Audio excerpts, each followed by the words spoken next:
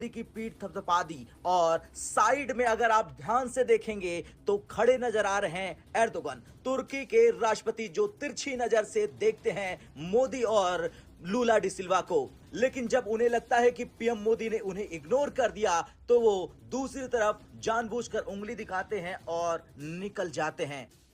मजे की बात बताता हूँ कि अब सिंस G20 इज नो मोर, वो लिफ्ट ही नहीं कराते।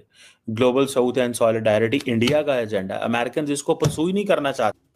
प्रधानमंत्री नरेंद्र मोदी दक्षिण अफ्रीका के जोहान्सबर्ग पहुंचे, जहां वे 21 से 23 नवंबर तक होने वाले G20 शिखर सम्मेलन में हिस्सा ले रहे हैं। पाकिस्तान के दोस्त मुल्क तुर्की को एक के बाद एक झटका लग रहा है। तुर्की और इसराइल के दरमियान जंग की चिंगारियां बढ़ती जा रही हैं। इंडिया इसलिए जा रहा है कि क्योंकि इंडिया ने अफ्रीका को पार्टनर बनाया था। अगर आपको याद हो, इंडिया ने अफ्रीका को पार्टनर बनाया था। जैसा कि आप जानते हो, नरेंद्र मोदी जी इस समय दौरे पे गए हुए हैं साउथ अफ्रीका में G20 समिट के अंदर।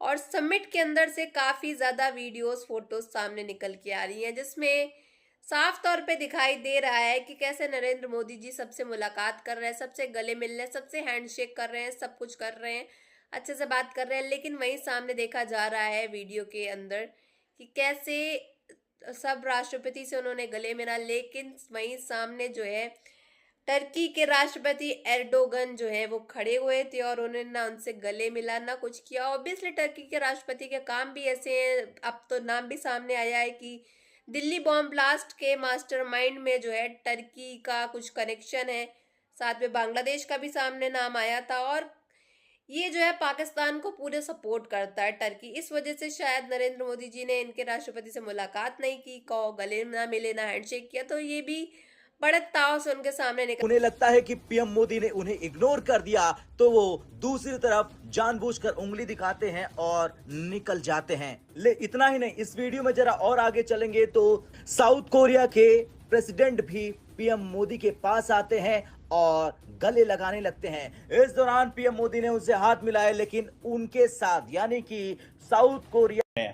मेरी इतला तो ये भी है, मैं तो आपको कुछ ऑफिशियल चीज़ें भी इंडिया के अंदर, जो इंडिया और टर्की की आपस में, इंडियन जो मिलिट्री है और इंडियन फॉरेन ऑफिस टर्किश लोगों को बुलाता रहा है फॉरेन ऑफिस में, पर कहा कि कई दशकों से G20 दुनिया की अर्थव्यवस्था को आकार देता रहा है, लेकिन वर्तमान विकास मॉडल ने बड़े समुदायों को संसाधनों से वंचित कर दिया है। उन्होंने साफ कहा कि इन मॉडलों ने प्रगति का अंधाधुंध दोहन बढ़ाया है और सबसे अधिक असर अफ्रीका पर, ग्लोबल साउथ पर पड़ा है। इसके आगे उन्होंने दूसरा पॉइंट रखा, दूसरा प्रस्ताव रखा, G20 अफ्रीका कौशल गुणक पहल। प्रधानमंत्री मोदी ने कहा कि अफ्रीका का विकास पूरी दुनिया के हित में है। इसी सोच के साथ उन्होंने G20 अफ्रीका कौशल गुणक का ऐलान किया। ये पहल ट्रेन द ट्रेन मॉडल पर आधारित होगी, जिसे सभी G20 देश मिलकर फंड और सपोर्ट करेंगे। तीसरा, वित्तीय नेटवर्क और आतंकी फंडिंग को रोकने में मदद करेगा। विकास पर केंद्रित था। उन्होंने कहा कि अफ्रीका पहली बार G20 की मेजबानी कर रहा है, इसलिए अब सही समय है कि हम अपने विकास के पैमाने को फिर से देखें और ऐसा विकास मॉडल अपनाए जो सबको साथ ले और लंबे समय तक टिक सके। खैर, कुल मिलाकर पीएम मोदी ने साफ कर दिया और बता दिया और कह दिया कि भारत के प्राचीन मूल्यों, खासकर समग्र मानववाद का सिद्धांत दुनिया को आगे बढ़ने का बेहतर रास्ता दिखाते हैं। प्रधानमंत्री नरेंद्र मोदी मुलाकात कर रहे थे और भव्य स्वागत भी उनका किया गया है। मुझे लगता है कि ये सारी जो गेम है वो उल्ट गई है। ग्लोबल पॉलिटिक्स की जो गेम है ये उल्ट गई है और उसमें मोदी साहब जो हैं, वो जिसे कहेंगे ना, एक अगर पहुंच गए हैं उधर G20, तो आप वहीं से अंदाजा लगा लें कि कोई लंबी चौड़ी ग्लोबल लीडरशिप वहां पे मौजूद ही नहीं है। तुम हमें ग्लोबल साउथ की लीडरशिप दो, हम तुम्हें ये सारे लोग पेश करते हैं, ममालिक लेके आते हैं तुम्हारे साथ, और हम यहाँ पे बायलैटरल इन्वेस्टमेंट्स भी कर रहे हैं अफ्रीका के अंदर। हम चाइना मीम्स थोड़ी बनाते हैं कि बैठ के बस हमें एंजॉय भी तो करना है ना। हाँ, हम थोड़े से ये बस क्या है ना, हम लोग वेले भी हैं तो हम लोगों ने एंजॉय इसी तरीके से करना होता है। टिकटॉक पर नाच नाच के करने के लिए ही है, हम एंजॉय करते रहेंगे और वो अपनी इकोनॉमी को भी स्ट्रॉन्ग कर रहे हैं। हालांकि वो दुनिया की सबसे बड़ी पॉपुलेशन कंट्री है। कि ये जो दहली ब्लास्ट हुआ है उसमें तुर्किया का कैसे नाम शामिल हो गया है, तुर्की को उसमें शामिल किया गया है। उर्दगान और नेतन्याहू के दरमियान शदीद लड़ाई शुरू हो चुकी है। इस ज़िमन में एक इंतहाई तशवीशनाक अपडेट है। के खिलाफ मजमूम मकासद जो हैं भारत के, उन्हें अमली जामा पहनाने का इस वक्त तालिबानी रिजीम ने चूंकि ठेका उठा लिया है। मैं बात कर रहा हूँ यूरोपीय यूनियन की और पाकिस्तान के GSP प्लस स्टेटस की, जिसके हवाले से ये कह दिया गया है पाकिस्तान को कि Pakistan needs to do more. India की टीम्स इस वक्त अफगानिस्तान के अंदर मौजूद हैं, काबुल में, बगराम में और मुख्तलिफ एयरबेस। जिस तरह से खुलकर आतंक के समर्थन में आया और एर्दोगान ने भारत के खिलाफ जिस तरह से जहर उगला और सारी चीज़ें, उसको लेकर अब भारत बड़े एक्शन के मूड में नज़र आ रहा है। किस तरह से देखा जाना चाहिए? क्या टर्की के बाद अज़रबैजान और चाइना का भी नंबर आएगा? देखिए अंबर जी, सबसे पहले तो आपको समझना पड़ेगा कि टर्की का भारत के साथ बहुत लंबा संबंध है। 1919 में खिलाफत मूवमेंट हुआ था भारत के अंदर, जिसको कांग्रेस ने सपोर्ट किया था, क्योंकि टर्की में वो ऑटोमन एम्पायर को बचाने के लिए उन्होंने किया था।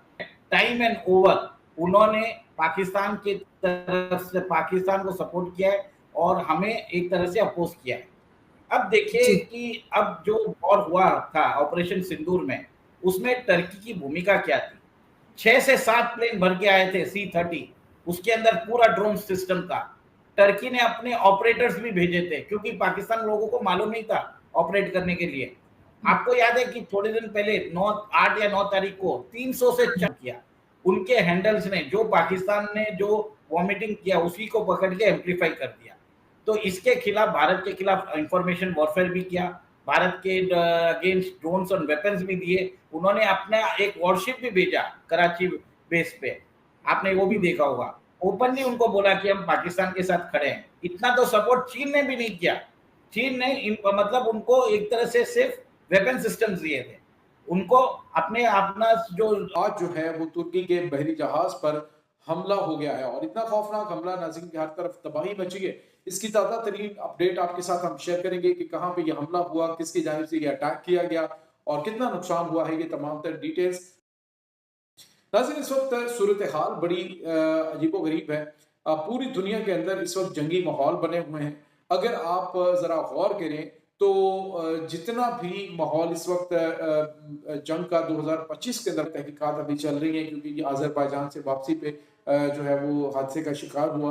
उसके बाद नाज़रीन अभी जो खबर आ रही है वो ये है कि इस वक्त यूक्रेन की बंदरगाह के ऊपर जो तुर्की का एक बहरी जहाज़ है उसको निशाना बनाया गया है ड्रोन्स के जरिए और उसे तबाह कर दिया गया है। नाज़रीन, ये जो इनका बहरी जहाज़ है, ये तकरीबन 4000 माया गैस जो है वो जो तुर्की है उसके दरमियान भी कशीदगी बढ़ सकती है।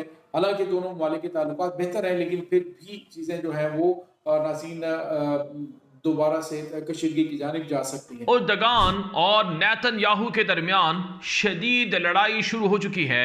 दूसरी तरफ है शाम को ईरान $500 अरब जुर्माना अदा करे, क्योंकि उसने शाम के लोगों का बशार उल असद के साथ मिलकर नुकसान पहुंचाया। टर्की जो है ऑब्वियसली इस्लामिक देश है, और आप जानते हो कि पाकिस्तान और टर्की यानी कि एर्दोगन और शहबाज शरीफ की कितनी बनती है, ये तो आप बहुत अच्छे से जानते हो। और ये मुंह मियाँ मिट्ठू वाले काम जो है ये भारत के साथ करता है टर्की।